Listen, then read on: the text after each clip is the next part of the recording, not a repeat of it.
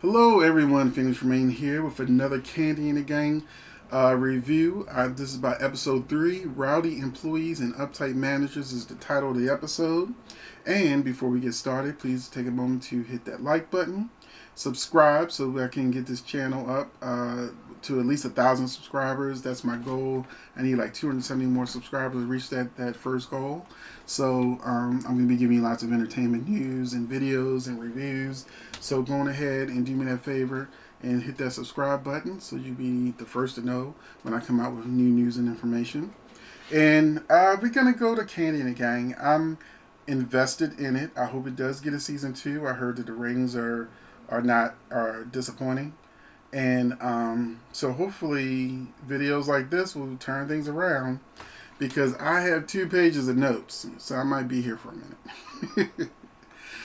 So we're going to talk about Torin and Philip continuing their argument, but Torin exits. Now, we didn't need that scene.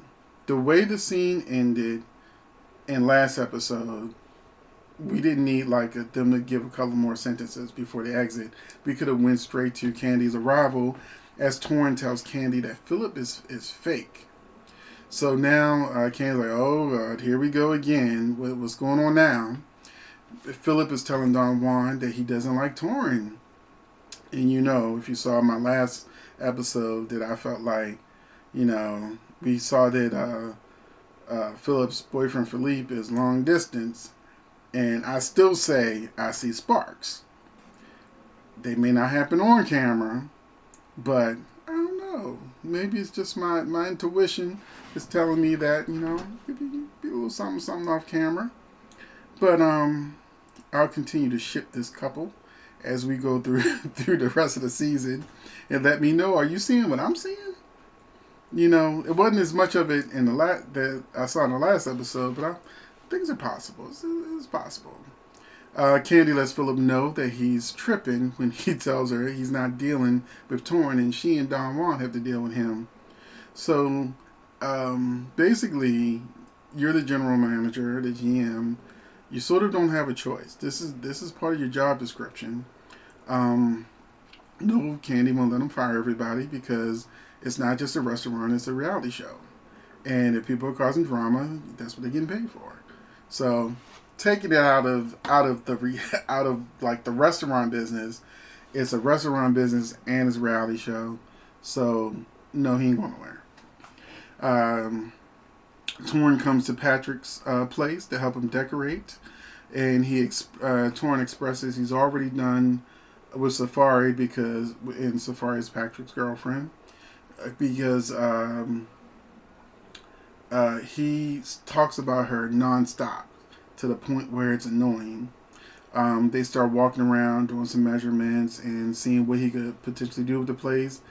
They get to the closet. He's like, this is where I want all the sex toys to be, the whips, the handcuffs, everything. And Torin, in his confessional, is like, look, I don't be doing all of that, but I'll decorate the place. He adds to the job decorating and housewarming, because he wants to have a housewarming party, which I think is the next episode. Brandon scheduling comes into question again, as Shawndreca, who is shown actually working, wants to know who the bartender is going to be, and is Dominique. Brian expresses that she's is always late, and Brandon lets her do whatever she wants to do, because everyone knows that whether they talk about it or not, Brandon and Dominique are dating. And that typically happens. It happened to my brother, who was working at Popeyes, and he was a supervisor, or he was shift manager, something like that. And the girl who would relieve him would always come late, but she was also screwing the district manager. And so he started coming late and saying, well, if she can do it, I can do it. And I'm like, but you're not screwing the district manager. So it became a whole big thing, and it didn't work out well for my brother. But that's kind of reminded me of that situation of somebody who is dating or smashing, a manager, supervisor, whomever, that they get away with things like being late, overtime, even if, it's just on paper they didn't really do the overtime. You get away with certain things. Brian is upset that Dom is already 2 hours late and has to make drinks when he's an alcoholic. Shawndreca and Philip actually have a good professional conversation, which was good to see. When he asks her how things are going and she complains about Dom, he compliments her that no matter what was happening, she just kept going and was doing her job. Compared to episode 1 to now, it shows that Philip's style of management works. That he drew the line with Shawndreca and said, oh, we ain't going to do this back and forth stuff, and sent her home, which technically means she lost money. She came back like, okay, so I'm just going to do my job and not get into anything with him. So it kind of shows that Philip's way works when he shows you that there are consequences to be had if you don't do your job, which you're supposed to do, because it's not a playhouse, it's not for fun, work is work. Then, things happen that you don't want to happen. Firing, getting kicked out, made to go home. And then, your bill collectors don't care about that. They just, money.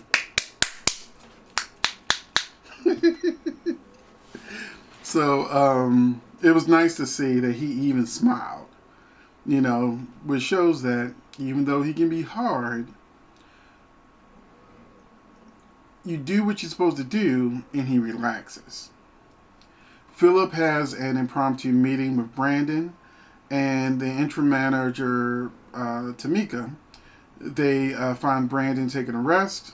They have shown him sitting and eating while things were not going well at the restaurant. And when Philip asks him how things are going that day, Brandon says smooth, despite the fact that he needed to call a plumber. Dominique was 2 hours late, which meant that they had to sit, and when they sat people, it was an hour late to sit people. So he didn't mention none of that. Brandon complains that Philip wants him to be strict, a strict disciplinarian, but that's not his style because he feels people will not want to be able to come and talk to him, if something happens.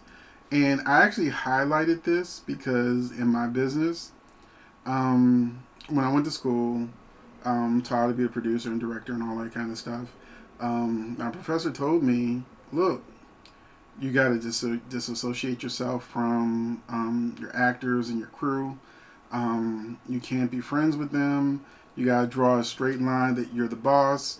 And that's kind of how Philip is. He's sort of in that same vein, and that's exactly how I was. People were scared to talk to me, which is what I understand from Brandon's point of view. And 2 of my actresses were being sexually harassed. I didn't know it because they were scared to talk to me, and they quit. And I said, why are you quitting? And they were like, well, this guy over here is sexually harassing us, and we would rather leave than have to deal with that. And I said, well, why didn't you just come to me? And it turned out he was sexually harassing the 2 girls and the transsexual that was in the cast. So he had to go, not them. So I do understand how people can be afraid to speak with you. And then I became the opposite. I became like, well, now I'm going to be friends with my cast and crew. And that blew completely up in my face like my professor said it would, because now people were too comfortable with me. They started being late. They started doing things that were unprofessional because we were friends.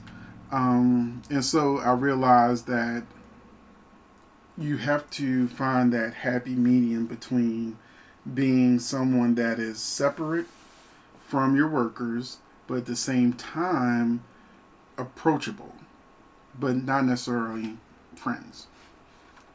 So, you keep that professional line between the two, between you guys, and then it goes much, much smoother than people feel like now they can take advantage of you because you're some softy or something. So I understand both Brandon's point of view and Philip's point of view. So I just want to say that you got to find your medium with your people. Philip compliments Shawndreca on her focus. Patrick, Melvin, and Torin meet up and talk about the housewarming. Dominique arrives along with Brandon. And then Torin tries to talk about her and Brandon, but she shuts it down because even though they're filming, they're dating, even that they have gone on a date, because this is their storyline. Because reality ain't real. It just not. They have storylines. So I try to enjoy it not as something that's reality, but just a regular old show.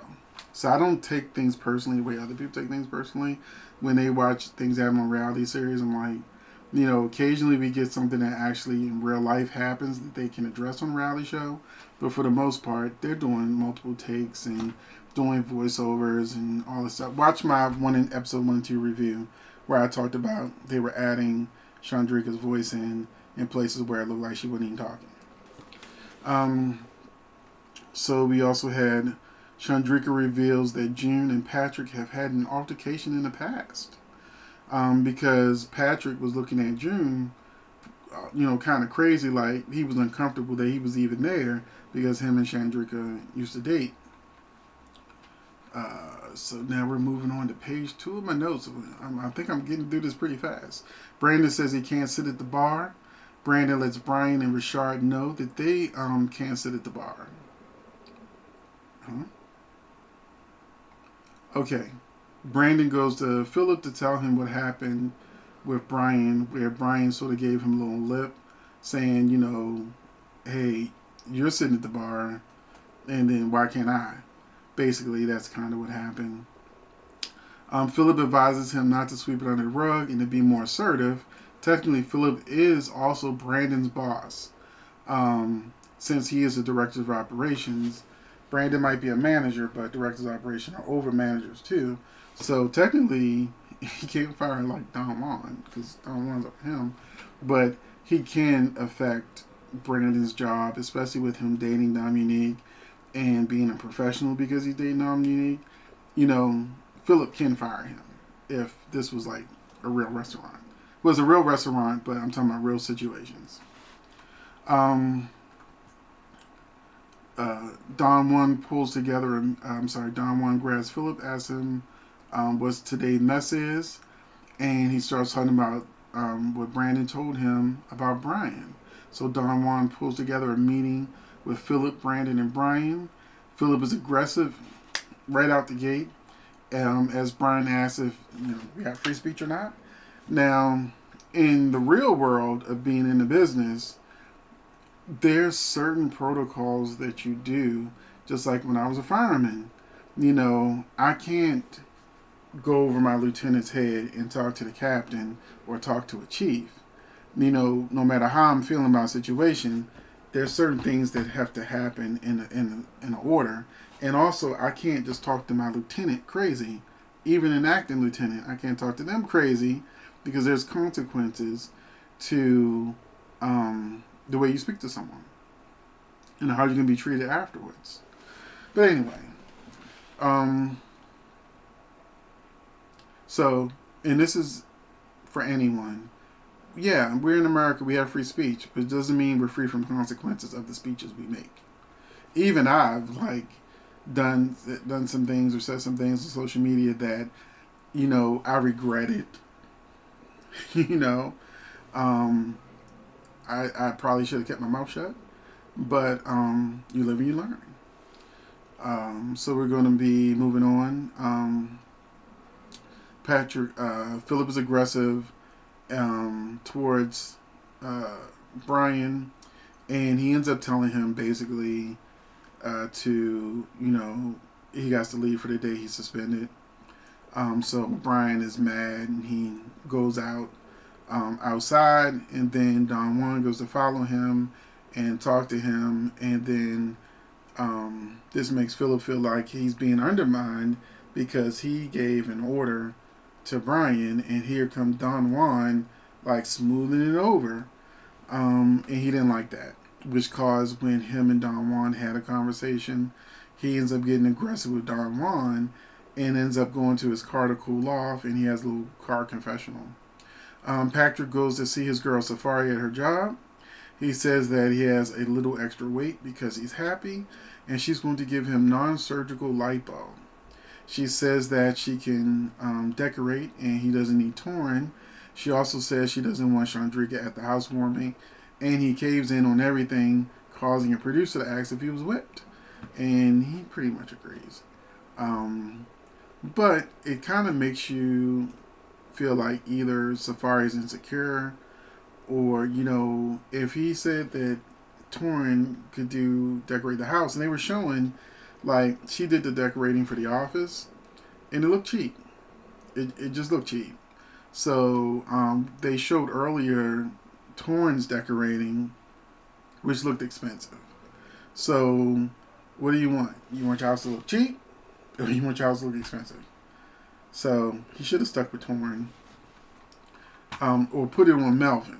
Say, well, Melvin also said he wanted him too, so we got to have a meeting with Melvin. Then Melvin can be the tiebreaker and go on ahead and have Torin do it. But I guess we'll see how that all comes out, because he had Torin come out and he started doing measurements and he started the job. So for him to get fired, like for no real reason other than she feels that she can do it better, we're coming out the gate meeting Safari not really liking her that much, because he does seem whipped, and it's not a good look. Not a good look. So we got some obligatory old lady gang scenes with Shawndreca coming in to do some water aerobic for the ladies. Dominique is also there. She arrives, and they all have fun. There's nothing explosive or crazy that happens. It was nice to see the ladies just doing something normal and fun, and showing that Shawndreca and Dominique are also not just at the bar, they're also in Kandi's life too. Outside of not the bar, outside of the restaurant. After they talk about the old lady gang, Kandi is shocked that Brian was suspended. Mama Joyce lets Shawndreca know that Philip must be doing something right, because she's not doing what she was doing before. Torin and Brian meet up to talk. In the confessional, he still says that they're just friends. So the producer says to Torin that Brian said that they used to date. Torin then confirms it. Brian says that Philip is a manager number 10, and 11 will be replacing him soon enough because they've gone through so many managers.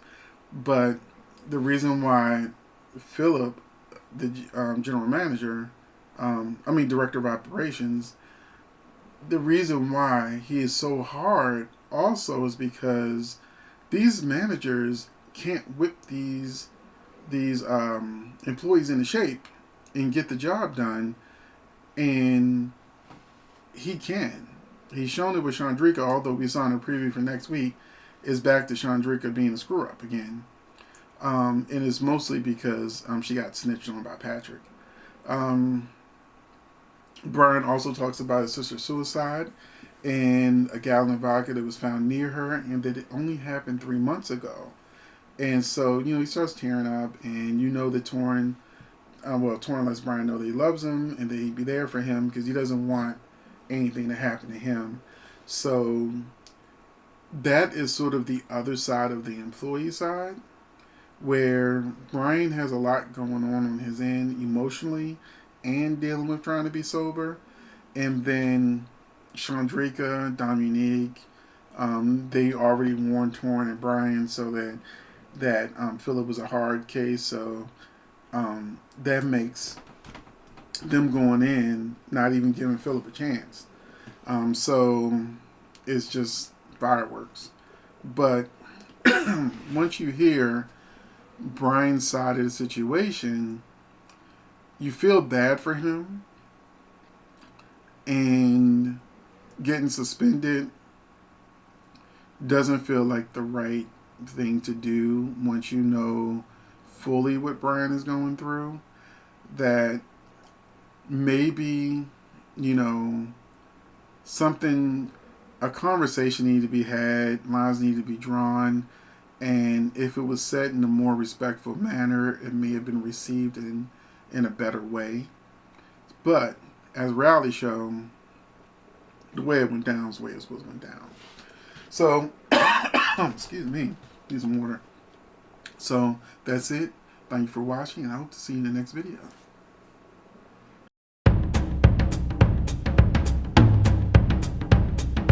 All